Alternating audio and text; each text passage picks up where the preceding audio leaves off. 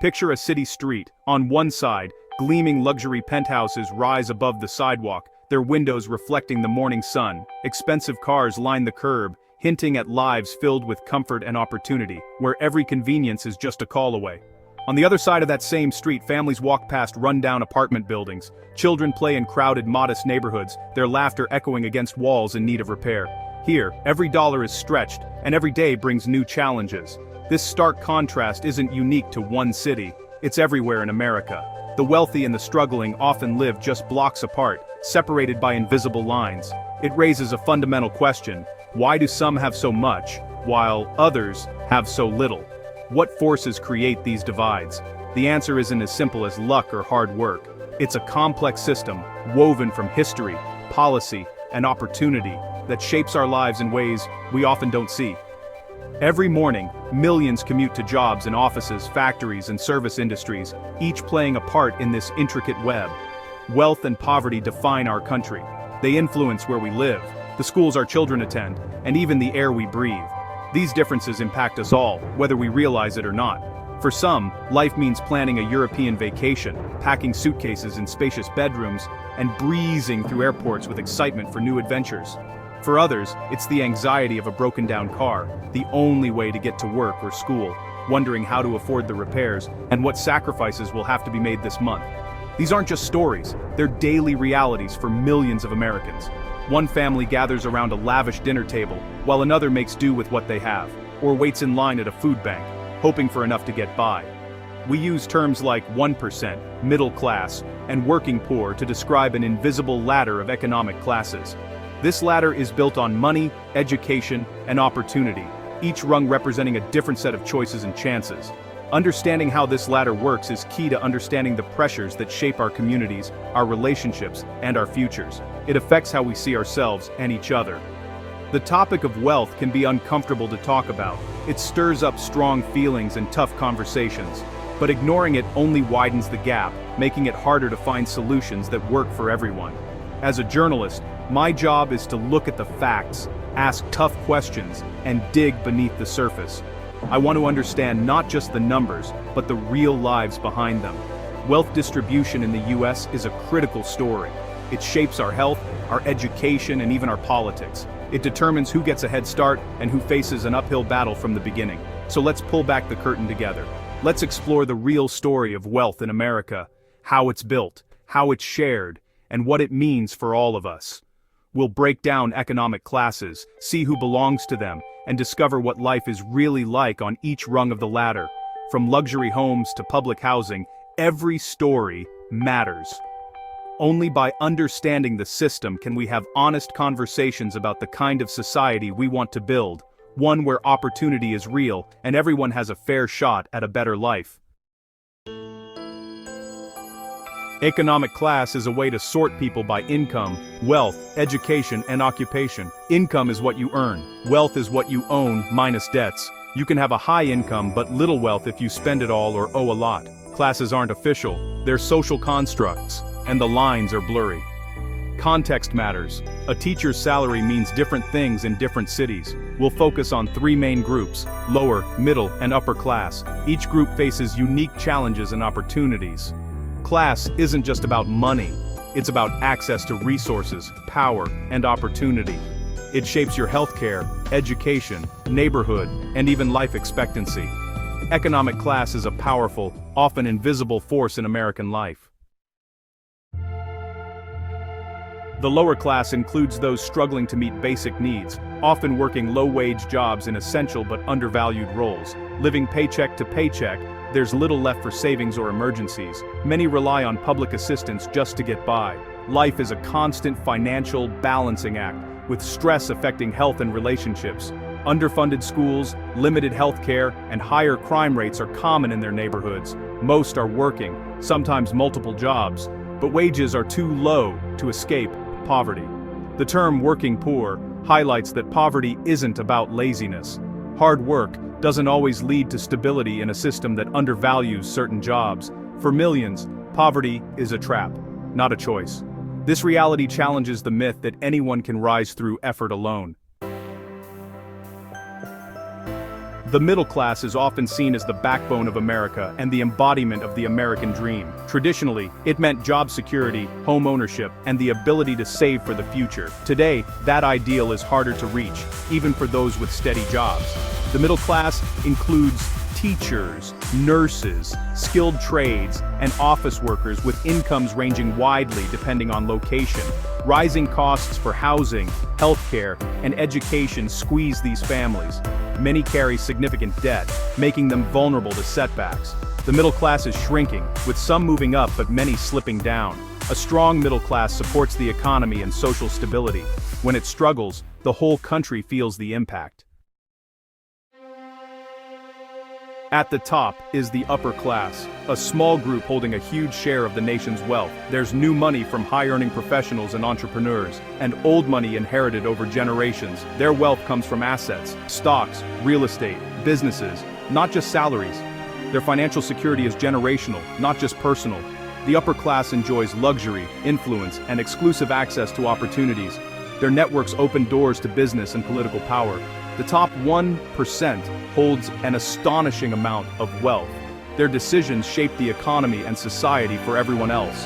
Their influence, not just their lifestyle, defines their role in America.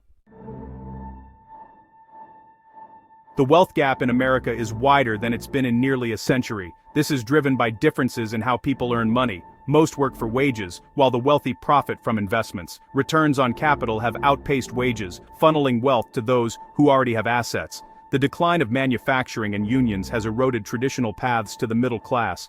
High-skilled jobs pay more, but are accessible to fewer people. Tax policies increasingly favor the wealthy, with lower rates on investments and loopholes for the rich. Systemic barriers, like race, gender, and unequal education, make it harder for many to move up. Historical injustices and ongoing discrimination fuel a persistent wealth gap. These forces combine to keep the economic ladder steep and hard to climb. Social mobility, the chance to move up the economic ladder, is central to the American dream. Education is the most reliable path upward, but access is unequal. Entrepreneurship can also create wealth, but it's risky, and success is rare. In reality, where you start in life strongly predicts where you'll end up.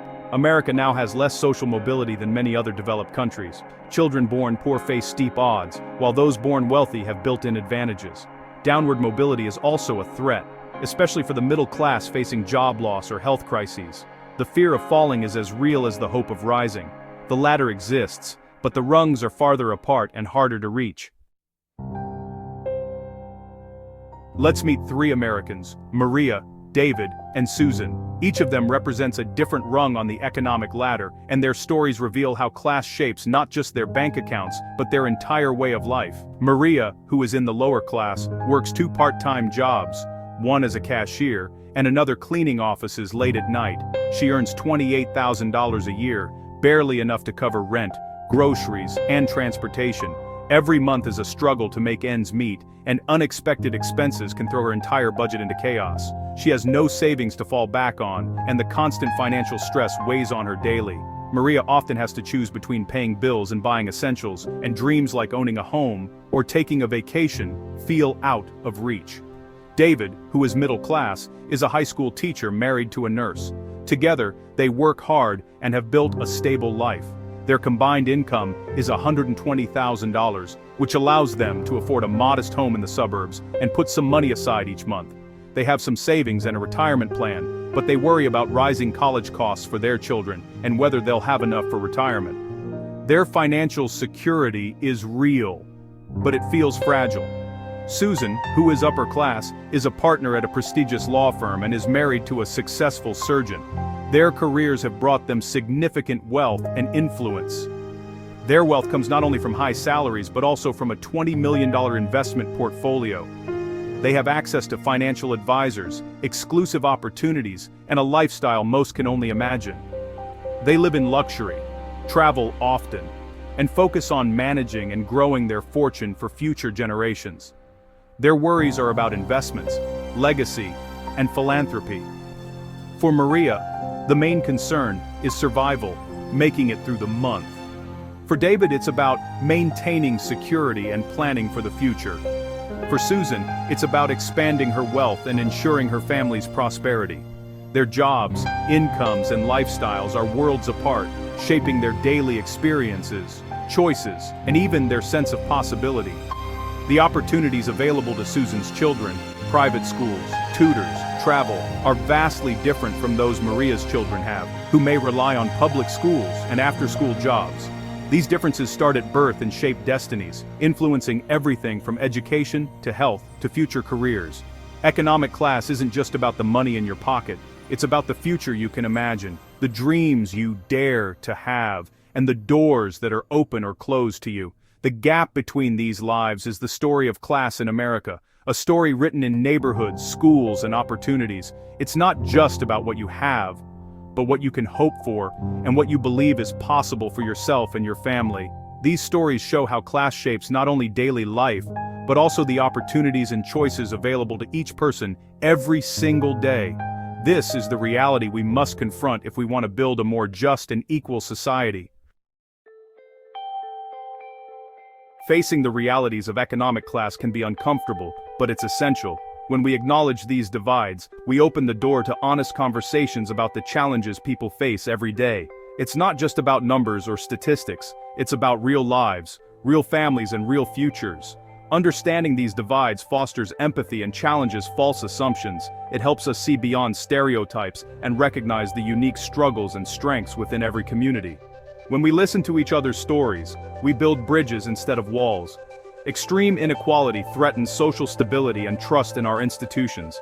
When people feel left behind, frustration grows and divisions deepen. This can lead to unrest, polarization, and a weakening of the bonds that hold society together. Policy debates about taxes, healthcare, and education are really about what kind of society we want.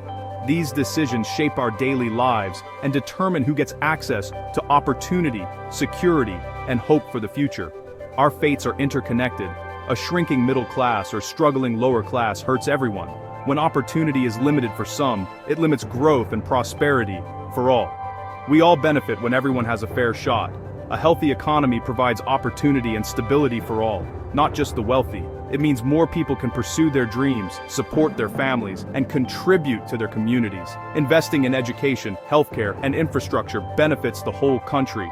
These are the foundations that allow people to thrive, innovate, and build a better future together.